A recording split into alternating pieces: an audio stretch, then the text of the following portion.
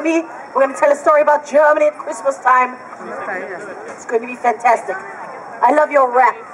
It looks very nice. I like my rap too.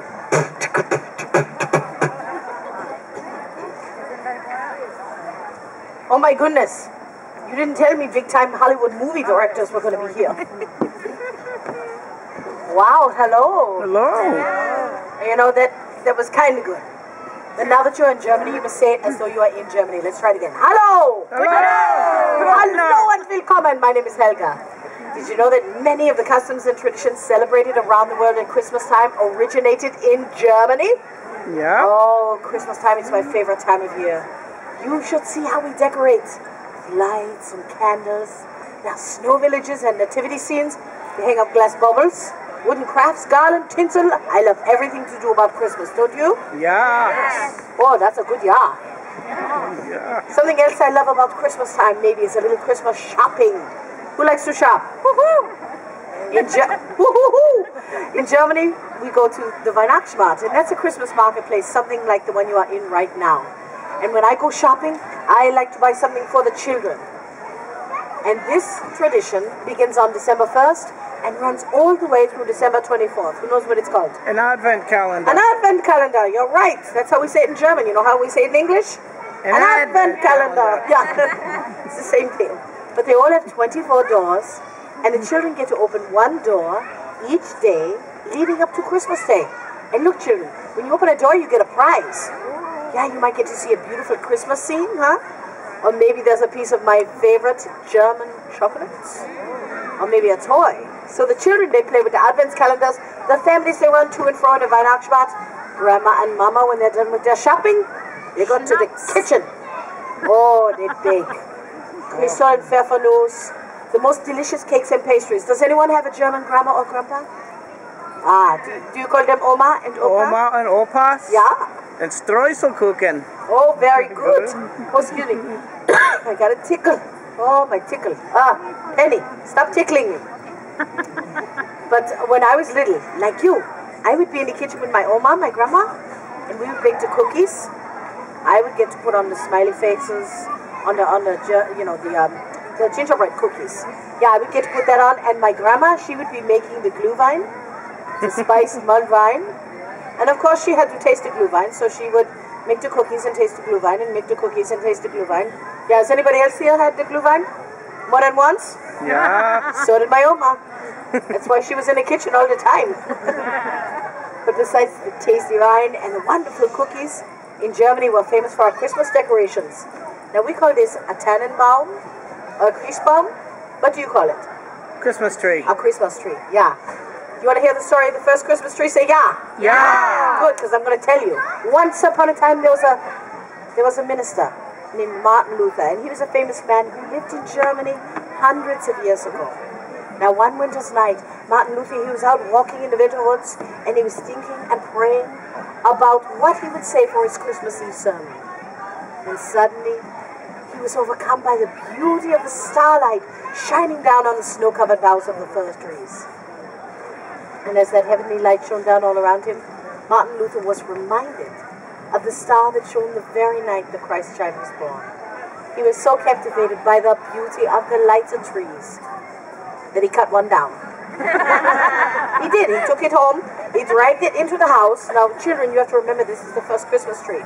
What do you think his children were thinking when their papa dragged a big snow-covered tree right into the house? Yeah. What do you think Mrs. Luther was thinking? Who's going to clean up? Yeah, who's going to clean up this mess? That's right. But together they figured it out. They stood up the tree. They attached candles to the ends of the branches.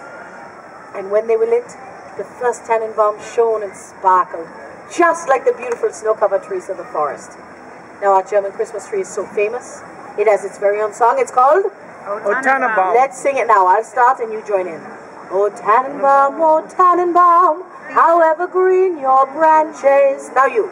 O Tannenbaum, however green your branches. You did a good job. Give yourselves a round of applause. See, you're all German now. And you can see our Tannenbaum. It's decorated so beautifully with the bulbs and the garland and the flowers and the lights. They shine like the stars in the heavens. But back in the old days, we didn't have electric lights. And so the tree would be covered with little bags. And the bags would be filled with candy and nuts. And so you needed a nutcracker. Or? Nutcracker. A nutcracker, yeah. Who recognizes this guy, huh?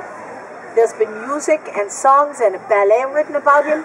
But who knows what the nutcracker is actually used for? Cracking nuts. It seems obvious, but yeah, okay. It's true. He's got a handle in the back. And when you lift up the handle, he opens his mouth wide. And you stick the nut right in there. And you press down on the handle, it cracks the nut, you get to eat what's inside. Pretty yummy, huh? Yeah. But the famous nutcracker is actually the subject of a German Christmas story. And this is the story of a girl named Clara. And Clara, she gets a nutcracker for Christmas. But that night in her dreams, the nutcracker, he comes to life. And he takes her to the land of the sweets where colorful candy stands for her. Oh, and I have to tell you, ever since I was a little Helga, so big as you, my opa, he gave me my very first nutcracker. And I would have that same dream, that my nutcracker would come to life and take me to the land of the sweets. And I've had that dream year after year after year. And so far, nothing. But we are in the land where dreams come true, yeah? Yeah. Would you help me make my dream come true? Yeah. Oh, I love you all. Okay, let's try this. Close your eyes, because we're going to imagine. Let's imagine that our nutcracker has come to life. And now we're going to the land of the sweets, transported in a candy-covered sleigh. And as we go down through the Weihnachtsmarkt, all the shops, they're covered in peppermint, white chocolate, dark chocolate, milk chocolate, caramel, marshmallow, with a cherry on top. Okay, I digress. And then we come to the snowbank. We boop. We have to stop. We open our eyes. And we see what we can see. So children, sometimes, even though...